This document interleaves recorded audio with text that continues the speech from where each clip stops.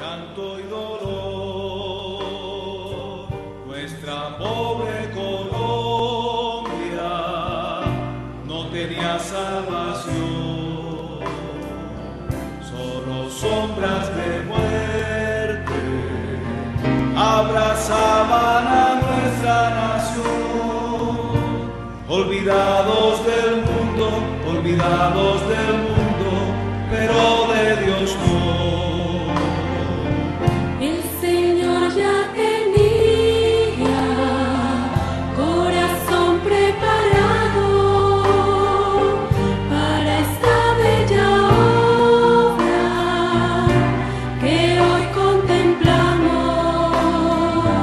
Es la gracia de Cristo que se ha manifestado por el poder de Dios para la salvación del pueblo colombiano.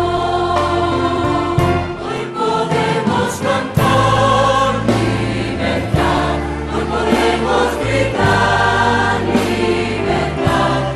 Jesucristo el Señor, Jesucristo el Señor nos dio libertad, porque en su bondad libertad nos mandó mensajeros de paz. Conocimos su nombre por el santo evangelio de paz.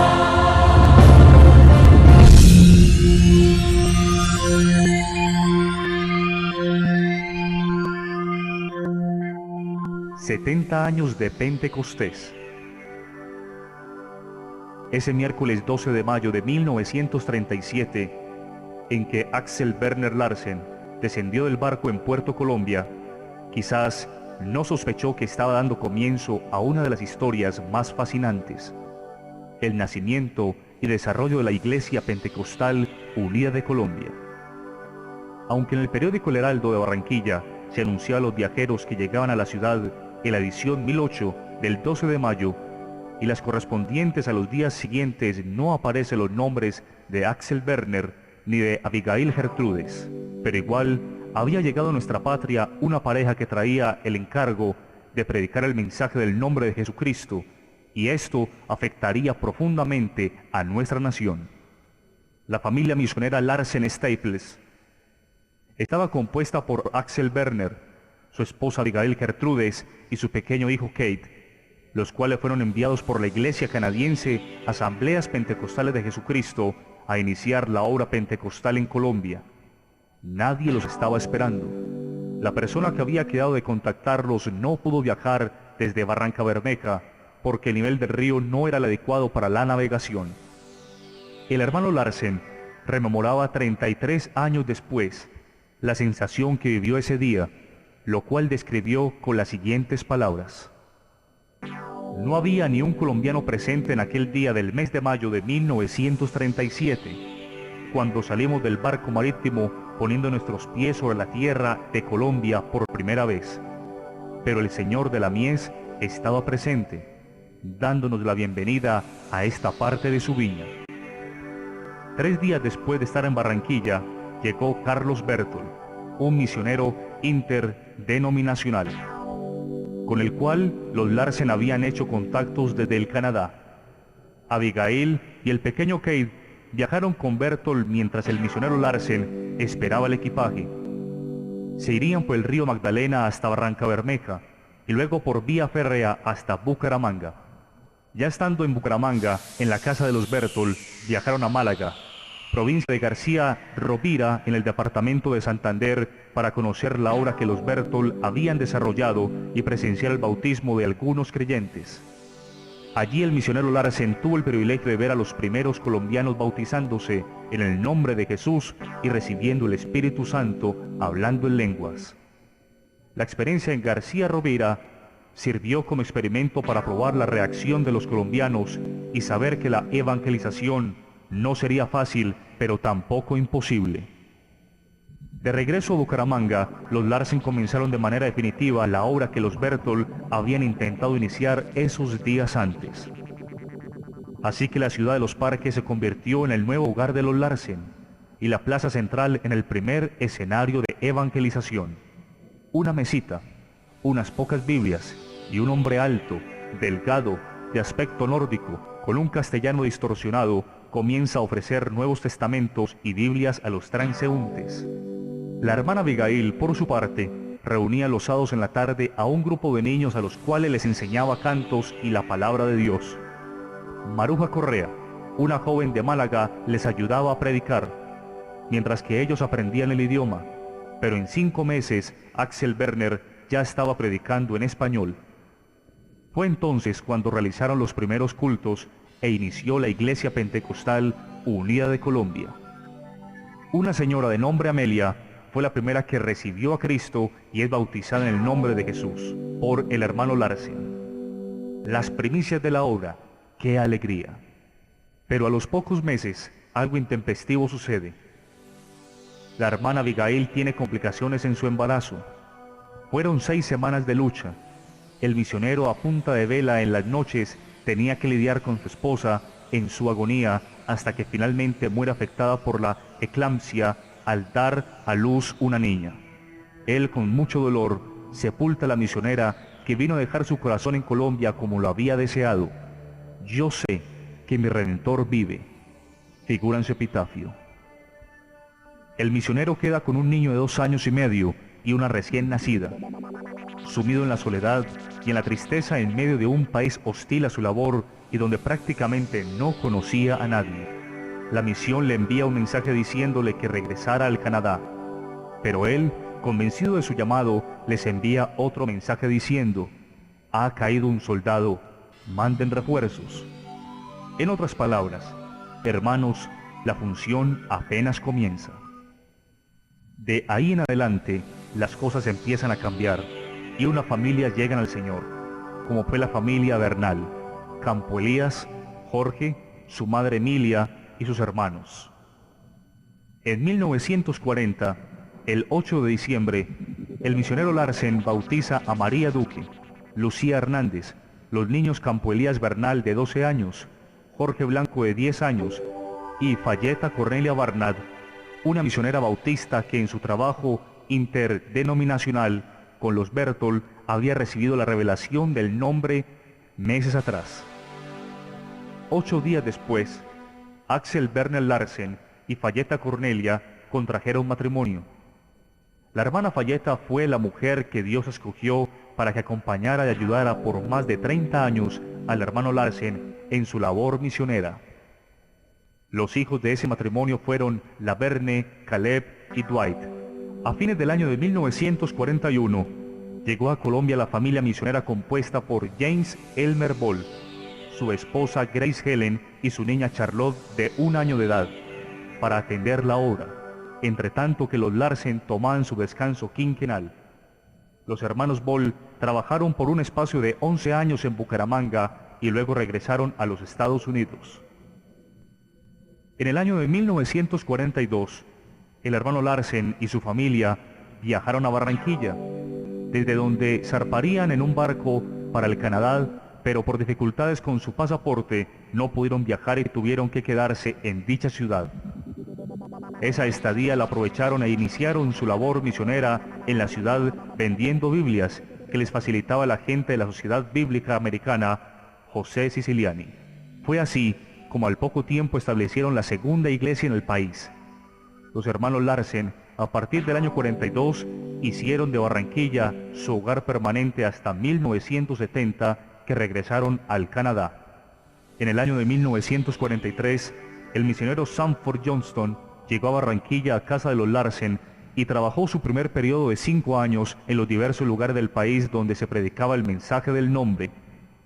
Al poco tiempo de estar en Colombia enfermó de malaria, por lo que regresa al Canadá, donde contrajo matrimonio con Eleanor Ruth Gamblin, una exmisionera de la China, la cual también era viuda, donde Dios le reafirmó y le guió para que fuera al suroeste del país. Se establecieron en la ciudad de Cali, pero la enfermedad siguió minando su salud y el día 25 de septiembre de 1949 durmió en el Señor, no sin antes encargar su misión a William Dross. profetizando que un gran avivamiento se manifestaría en el occidente colombiano. Sus últimas palabras fueron: me muero, pero Dios seguramente los visitará. Fue así como el misionero William Dross, que había llegado a Colombia con su familia en octubre de 1948, enviado por la Iglesia del Canadá, se hizo cargo de la obra en Cali, donde posteriormente hubo un gran crecimiento. En 1948 llegaron varios misioneros provenientes del norte de América. Además de los Dross, vino Ross Stipes, Perla Cooper, Berta Campenter y Sally Lemons. Esta última misionera trabajó con los Larsen en Barranquilla, pero viajaba continuamente para colaborar en otros lugares con su enseñanza. Se le conocía como la señorita Sally y se le recuerda como una maestra de la palabra. Otros misioneros que vinieron a Colombia e hicieron un trabajo fueron William Thompson y Lewis Morley. El misionero William Thompson y su familia viajaron a Bucaramanga para recibir la iglesia que entregaban los hermanos Ball, el cual regresaba a su tierra. Los Thompson habían trabajado un tiempo en Barranquilla. También realizaron una labor en Bogotá y en los Llanos Orientales. Lewis Morley vino a trabajar inicialmente como misionero a Venezuela en el año de 1957, pero posteriormente viajó a Colombia a colaborar con el hermano Larsen y conoció a la señorita Sally Lemons. En 1958 contrajeron matrimonio y después de trabajar en Barranquilla un tiempo, fueron enviados a trabajar en el interior del país, Pereira, Cali y Palmira, donde Dios los respaldó grandemente. Es comenzando los años 50 cuando el Evangelio se enfrenta al reto de la guerra fratricida y la intolerancia religiosa. Se presentaron hechos de persecución en el Valle del Cauca, como fue la masacre de La Morena y la muerte de 7 hermanos en Tesorito.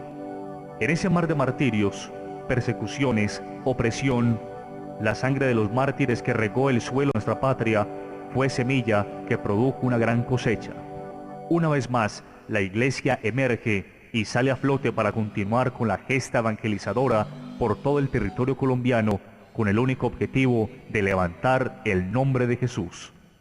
De alguna manera, la persecución produjo un efecto aleccionador para la naciente iglesia colombiana, pues a razón de la persecución, los creyentes tienen que desplazarse de un lugar a otro predicando el Evangelio.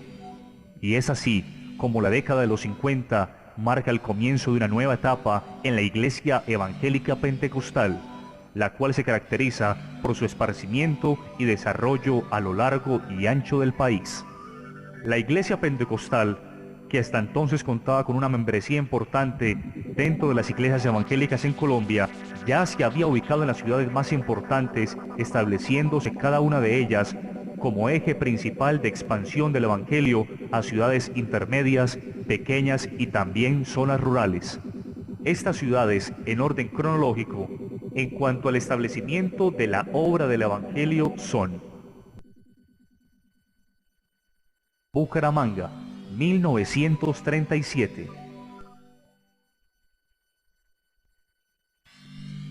Barranquilla, 1942. Cali, 1948. Medellín, 1950. Bogotá, 1954. También había algunos comienzos en Armenia, Tuluá, Puerto Tejada, Palmira, Zarzal, Florida, Barrancabermeja, Sevilla y Neiva. Pero dicha expansión no se dio de una manera programada o sistemática, sino en forma espontánea, es decir, a medida que los creyentes llegaban a nuevos lugares por razón de trabajo, persecución u otros, iban también sembrando la semilla del Evangelio. Algunas iglesias se convirtieron en ejes de expansión como fueron Bucaramanga en el oriente, Cali en el suroccidente y Armenia en el eje cafetero. La iglesia al principio estaba distribuida en regiones. Estas se establecieron casi naturalmente y bajo el criterio de los misioneros. El hermano Larsen estaba en Barranquilla, el hermano Dross en Cali y el hermano Thompson primero en Bucaramanga y luego en Bogotá. De ahí que con base en esas 3 personas se dividió el país en 3 regiones. Además, los miembros del concilio misionero fungían como supervisores de dichas regiones y extendían su labor evangelista en su región correspondiente. El misionero Larsen era el supervisor de la región norte, desde Antioquia hasta La Guajira. El hermano Droz era el supervisor de la región occidental, del Valle del Cauca, el Viejo Caldas, Huila, Tolima, Nariño y Cauca. Y el hermano Thompson, que en 1956 pasó a Bogotá, vino a ser el supervisor de la región oriental, Cundinamarca, Boyacá, los Santanderes y los Llanos. Así que, cada uno de ellos supervisaba una región y tenían sus reuniones para tratar los asuntos generales de la obra. Cuando el misionero Droz salió del país, los esposos Morley van a Pereira y después a Palmira Valle. El misionero Morley vino a Colombia en el año 58 y sucedió al hermano Droz en la vicepresidencia y también lo sucedió en la supervisión de la región occidental. La formación de los primeros pastores no se dio dentro de un proceso programado e intencionado por parte de los misioneros, pero ello puede obedecer a circunstancias propias de la época, como el hecho de que los mismos misioneros no contaban en cuanto a lo secular con una formación académica ideal y lo que hacían era guiado por el Espíritu de Dios. Por otra parte, no había mucha oportunidad de asistir a estudios porque las distancias eran enormes y las vías de comunicación precarias, igualmente que los medios de transporte. La instrucción se dio en la medida de las circunstancias de la época. Se aprendía en el ejercicio del ministerio o de los mismos errores o mirando lo que otros hacían. Hubo otra manera de formación, ya no tan formal sino más bien informal, que consistía en que los pastores más cercanos a determinado misionero aprendían a vivir su mismo estilo de vida, manejaban sus mismos conceptos y hasta predicaban usando sus mismos modales. Algunos asimilaron la sobriedad de Larsen, otros la rigidez de Morley y Thompson y otros la espontaneidad de Droz. A medida que fue pasando el tiempo, la influencia de los misioneros se fue neutralizando mientras que la de los líderes colombianos fue creciendo, y esa situación también generó una escuela combinada donde se mezclaron elementos foráneos y también elementos autóctonos. Así que se levantó una segunda generación de pastores que algunos predicaban pausados como Campo Elías, otros brincaban como Zúñiga o Izahar y otros palmoteaban como Eliseo porque eran formados por alguno de ellos. Los primeros pastores colombianos que comenzaron a participar de algunos cargos administrativos fueron Campo Elías Bernal y Domingo Zúñiga como presbíteros de una región, Mario Cadavid como tesorero nacional y Manuel Ospina como secretario. Hubo otros líderes de la época como Eliseo Duarte, Jesús Cardoso, Moisés Izahar, Cristóbal Ospino, Alfredo Montenegro, los hermanos Ospina, Arturo Estrada y Sergio Forero, entre otros.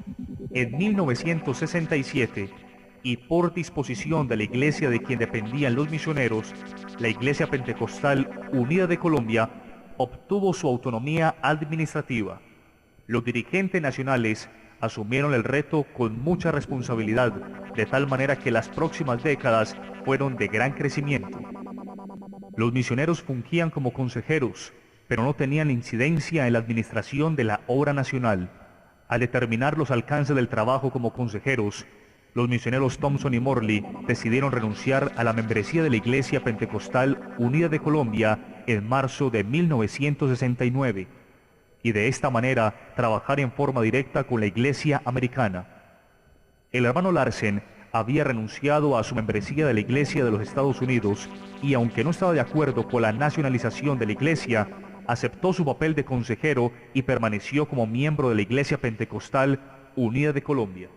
Surgió entonces una organización del nombre alterna a la Iglesia Pentecostal Unida de Colombia.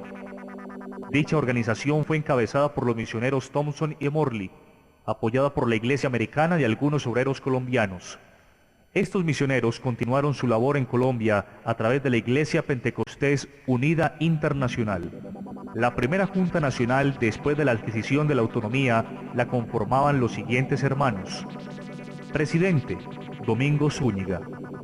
Primer vicepresidente: Campo Elías Bernal. Segundo vicepresidente: Jesús Cardoso. Secretario: Manuel Ospina. Tesorero: Mario Cadavid. Vocales, Saúl Ramírez y Cristóbal Ospino. Secretario misionero, Fabio Cardona. Supervisor Región Norte, Eliseo Duarte. Supervisor Región Oriental, Roberto Júncar. Supervisor Región Occidental, Saúl Ramírez. Los presbíteros también eran miembros de la Junta Nacional. En el año de 1977 se hizo una reforma administrativa a razón del crecimiento de la Iglesia. Las regiones fueron divididas en distritos y cada distrito era dirigido por un supervisor, un presbítero y un secretario. Los supervisores no siguieron siendo miembros de la Junta Nacional, la cual se redujo a 7 miembros y el nombre se cambió a Consistorio de Ancianos. El primer consistorio de ancianos de 7 miembros lo conformaron los siguientes hermanos. Presidente, Campo Elías Bernal. Primer vicepresidente, Domingo Zúñiga. Segundo vicepresidente, Noel Ospina. Secretario general, Omar Bermúdez. Tesorero general, Rodrigo Ramírez. Director nacional de evangelismo, Reinel Galvis. Director de misiones extranjeras, Eliseo Duarte. Ya en la historia reciente, el consistorio de ancianos fue aumentado a 9 miembros, insertando un director de obra social y un director de educación cristiana. El consistorio de ancianos es elegido por la Asamblea de Pastores, ente que se reúne cada año para gestionar los asuntos administrativos, económicos y legales de la Iglesia.